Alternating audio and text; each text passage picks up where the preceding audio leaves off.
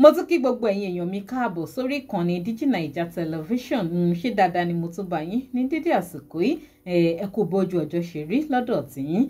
Lágbo òṣèré tíátà Yorùbá, lágbo bó ṣe ń lọ nínú Yorùbá Nollywood industry.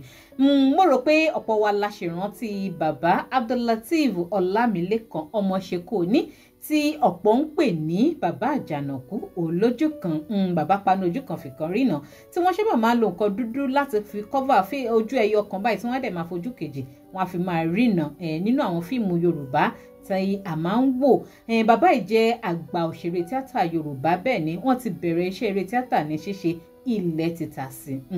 Nínú fọ́nrán tí ó wà níbí tí mo máa play ní àìpẹ́ yìí, ibẹ̀ lẹ máa ti gbọ́ gbogbo àlàyé tí bàbá yìí ṣe nípa bí wọ́n ṣe bẹ̀rẹ̀ iṣẹ́ eré tíátà ní ṣíṣe, bí orúkọ àjànàkú olójú paná ojú kan fìkan rìnà bó ṣe come into place, bó ṣe di orúkọ tí wọ́n ń pè wọ́n nínú industry, bí bàbá yìí bí wọ́n ṣe fara ṣiṣẹ́ tí wọ́n fara jìyà nídìí iṣẹ́ eré tíátà tí wọ́n yàn láàyò, ipa tí ọ̀rẹ́ wọn Goroso báwọn méjèèjì bí wọ́n ṣe bẹ̀rẹ̀ kó tó di pé ìjà wá bẹ́lẹ̀ láàrin àwọn méjèèjì, kí ni tó fàjà wọn gan, gbogbo àlàyé yẹn pátá lè máa gbọ́ nínú fọ́nrán yìí.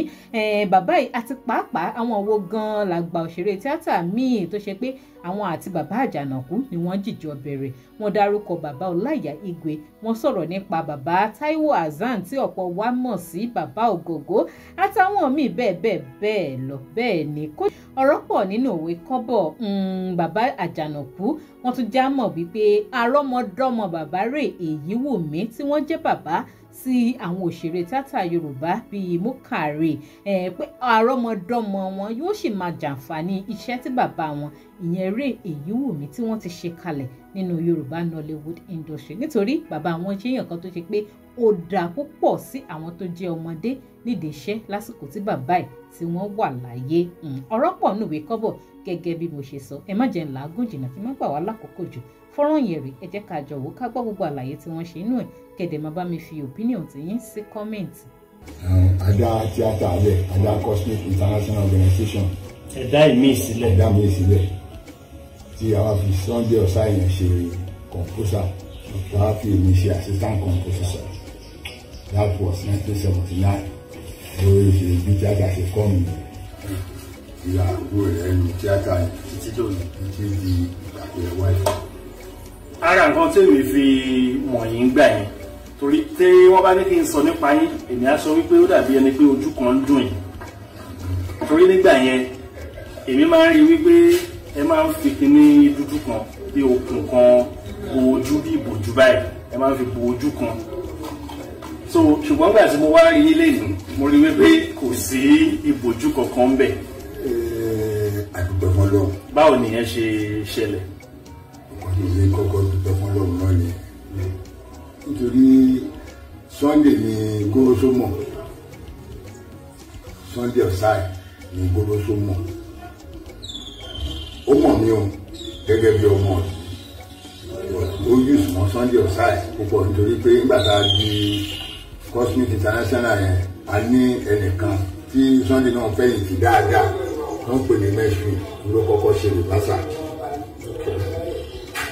So through that reversal yẹn, Sunday Ọ̀sáyẹn ló máa ń ṣe director, Jẹ́mi Meshri ló máa ń gbé kámẹ́rà dání, òun ló máa ń ṣe gbogbo effect tí à ń ṣe nígbà yẹn. Èyí so rest in perfect peace, ó ti kú, Jẹ́mi ọmọ Meshri ti kú. So ibẹ̀ ni Goroso ti mọ̀ wọ́n. Goroso náà wà nù gúúpù ọ̀tọ̀. Ó wà ní gúúpù ọ̀tọ̀ l'Abẹ́òkúta. So ó wá fẹ́ ṣe eré àrọ́bá. Ìyẹn Goroso ó wá lọ́ọ̀dì kọ̀pléèdì Ọláìyá, ẹ̀gbọ́n Ọláìyá ló wá lọ́ọ̀dì lẹ́kọ̀ọ́. Olóyèdè Ọláìyá kan náà Igwe, wọ́n wá fẹjọ́ wọn sùn. Pé kò mọ̀ òun lọ́gàá, kì í gbà fún un tóun bá ṣe eré tiẹ̀ náà máa wò. Ó ṣáà tó oríṣiríṣi. Wọ́n ní òun fẹ́ ṣe eré yẹn, ọ̀sán ìwà ní òkè àlòkùn ọmọ professionals gbà lè fi lẹ́jú tọ́ọ̀bì ni máa ń ṣe eré ọmọ olè ni máa ń ṣe ọmọ ọ̀tá ráìsà.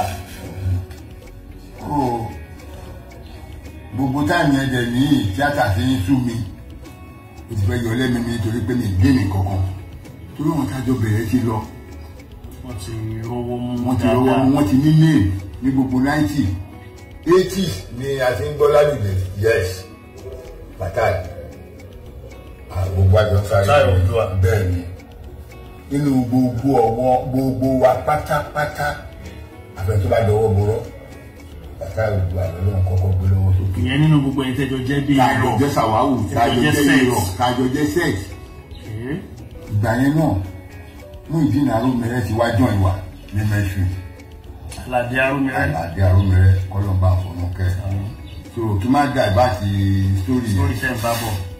tó ń gbà tí Goroso sọ gbogbo yẹn wọ́n lè sọ pé èmi máa ń ṣe Àjànàkú wọ́n ṣàkà wọ́n ṣàmú gbogbo wa àmọ́ ṣàpètú wa láti Èkìtì àmọ́ wọn kò fẹ́ Ọ̀sáì nítorí influence Ọ̀sáì pé a máa ń ṣe fíìmù a máa ń ṣe rìbá wa ní kọ́ńpìnì wa ló kọ́kọ́ ṣe rìbásà tó bank. ìdí rìbásà yẹn a ṣe ń padà bọ̀ ń bẹ̀ o. so àwa bẹ̀rẹ̀ máa ṣe lọ ṣe eré yẹn ní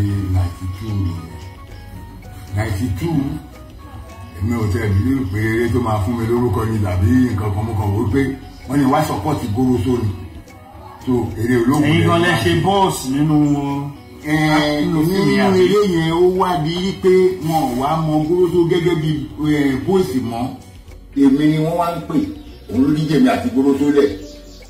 ok ẹ̀yin àti Goroso pàpà jà. ajá but gbogbo nǹkan tí máa ń fi ń gbàdúrà fún Goroso títí dọjọ́ ìní ni wípé nǹkan tọ́lọ́run ní kó wá ṣe fún mi ó ṣe orúkọ yẹn Goroso ló jẹ́ kí n ní ní Àjànàkú nínú eré àrọ́bá yẹn ló ti sọ yín ní Àjànàkú.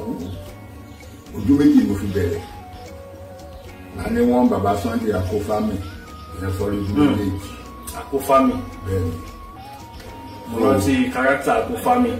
ìyẹn máa ń fọ parí òun ló bí Fáfúnkẹ́ so ìdàbí ni yèyé ọ̀run bí ní ìyàwó Rasaq Òjòpágbogbo. Òjòpágbogbo wà ní eré yẹn. ìyàwó ẹ̀ wà ní Òjòpágbogbo ló ṣẹ̀dí fún wa Òjòpágbogbo ló ṣẹ̀dí àrọ́bá ìyàwó ẹ̀ ló ṣe yèyé ọ̀run ṣìṣílẹ̀. ìyàwó ok kò ń ṣe ìyàwó wọn kì í ṣe present ìyàwó ẹ̀ Mojí Afọláyan. late one so nígbà tó a ṣe eré yẹn tán episode 4 mi ti jáde nínú eré yẹn but wọ́n fọ́ mi lójú méjèèjì nínú episode 1, 2, 3 nígbà tí màá lé episode 4 wọ́n ní kí n lọ sí ọ̀dọ̀ wọ́n á mú mi lọ ọ̀dọ̀ wọn ìyá àgbàlagbà ìyá ayé so wọ́n á sọ pé ojú kan lọ́wọ́ máa là wọ́n máa fojú kan sílẹ̀ so ibi tí Àjànàkú olójú kan ti wáyé nìyẹn. tẹ́ ẹ fi máa ń rí pé èmi Àjànàkú paná ojú kan sọ̀kan lẹ̀. mo ní àgbélé lójú méjì ojú kan ṣoṣo ti tó. ìyá nítorí pé nígbà tó ní kí n máa kún ojú mo ní mi lè yàtọ̀ sí Òjó Arówóṣafẹ́ Fádèyí nígbà yẹn. pé bóyá kẹ́ ẹ fi nǹkan dúdú kún ojú yín. wọ́n ní ó ní máa kún ojú so wọ́n wò pé mi ní yàtọ̀ sí Òjó Arówóṣafẹ́ náà wọ́n ní Òjó Fádèyí ni kò ní sí nǹkan tó máa fi dá mi mọ̀ wọ́n á pe Ọ̀sáì tó jẹ́ pé kọ̀ǹpútà mi ń gbà yẹn tó jẹ́ jóun ní director of the program wọ́n á ní kí n máa wọlé ó ní ọmọ àyàtọ̀ sí bóun lòun kọ sórí òun rẹ̀ lòun gbé rẹ̀ kò bá Àjànàkú lójú kan ṣe wá nìyẹn ibẹ̀ ni wọ́n ti fọ́ mi lójú kan wọ́n ti wá là kan láti jọ́ náà lọ́rùn Àjànàkú lójú kan ní ẹnu ìwé máa ń pè mí. mo lè fi gbogbo ẹnu sọ pé location Yẹmí Mẹ́ṣúyè ni bàbá kú sí. Yes, à ń ya ọmọdé yà lọ́wọ́ ńgbà náà. ìyẹn bàbá rẹ̀ èyí wù mí. bẹ́ẹ̀ni kọlọ máa fẹ́ mú kẹwọn kọlọ tí wọn fáfẹ́fẹ́ rẹ̀ nítorí wọn fara mọ́mọdé dàgbàlagbà lọ. gbogbo nǹkan tí wọn bàbá ṣe làwọn ọmọ wọn jẹ o. ọlá yẹn ni wọ́n ń jẹ dẹ. bẹ́ẹ̀ni ọlá yẹn ni wọ́n ń jẹ torí ìjọba rẹ̀ àgbàlagbà tí ó ń ṣe fọ́mọdé ó lè má jèrè nǹkan yẹn ọmọ ẹ̀ máa jẹ ọmọ ká ò lè dá jẹ tán ọmọ tí mú kà bí àwọn náà ṣe máa gbèrè bàbá wọn. Ṣébí èmi at this age mo sọ pé nígbà táwa wà kékeré bàbá yìí ló máa ń pàǹpà wa pé ó sì máa kì í ṣe iṣẹ́ ọ̀gá. bàbá kì í náyàn kìí kan bọ̀ tó o bá mọ̀ hard bàbá hate kí ẹ̀ má mọ̀ hard lórí acting kò sí nǹkan tí bàbá ò lè ṣe fún yàn tẹ̀bá act lọ́wọ́ tó bá ń ṣe díẹ̀díẹ̀ bàbá máa try láti jẹ́ kó mọ̀ wípé wọn kì í ṣe díẹ̀díẹ̀ ó lè dìde ẹlẹ́gbẹ̀ẹ́ mú kó tẹ ìkànnà mọ́ ẹ wo gbọ́dọ̀ ṣe ìwọ náà máa act dáadáa. ọ̀rọ̀ rẹ o ọ̀rọ̀ lẹ́gbọ́n lẹ́nu bàbá Àjànàkú yìí ṣé ká dẹ̀ má parọ́ fáǹfààní àwa tá a mọ bàbá yìí dáadáa nínú fíìmù àgbéléwò lásìkò tí bàbá yìí tí wọ́n sì wà active nínú Yorùbá Nollywood industry ẹ mọ̀ wípé ọ̀pọ̀ wa la máa ń nígbàgbọ́ pé lóòótọ́ bàbá yìí ò rí náà lóòótọ́ pé ojú kan ni bàbá yìí ní lóòótọ́ pé ọ̀pọ̀ wa la máa ń nígbàgbọ́ pé ojú kan péré ò ní bàbá yìí fi rìnà pé ojú kan ti fọ́ lóòótọ́ nítorí kò sí ipa tí bàbá yìí kó nínú fíìmù ojú kan náà ni òun náà fi máa ń rìnà òun ló fi dàbí ìgbà wípé kẹ́ tó dárúkọ bàbá olójú kan fi kan rìnà àwọn á ti mọ̀ pé bàbá Àjànàkú òun lè ń sọ nípa ẹ̀ ṣùgbọ́n kàn ṣe ní láàánú pé ọ̀pọ̀ náà àwọn àgbà òṣèré bíi ti bàbá Àjànàkú wọ́n fara ṣiṣẹ́ wọ́n fara jìyà nínú Yorùbá Nollywood industry àmọ́ ó lágbára gidigan ọ̀pọ̀ wọn ni wọ́n Ọlọ́run ò kádàrá pé kí wọ́n rí lè wọ́n make name bọ́ Ọlọ́run ò kádàrá pé kí ọ̀pọ̀lọpọ̀ wọn kí wọ́n rí owó tó pọ̀ bẹ́ẹ̀ kan rí nídìí iṣẹ́ eré tíátà Yorùbá ẹ̀yin èèyàn wa kò ní jù báyìí lọ lágbo òṣèré tíátà Yorùbá kí ló opinion tiyín ẹ máa bá mi sọ sí kọ́mẹ́ǹtì ẹ má wàá gbàgbé láti máa bá mi follow DigiNaija online lórí Facebook tẹ́yin bá ṣe ń darapọ̀ mọ́ mi fún ìgbà àkọ́kọ́ tó bá ṣe pórí YouTube náà lè ṣe ń darapọ̀ mọ́ mi ẹ máa bá mi click lórí subscribe button tó wà lábẹ́ fọ́nrán ẹ máa bá mi like and share ètò kó máa lọ káàkiri lórí ayélujára ká tó pàdé láyọ̀ àtàlàáfíà ó dàbọ̀.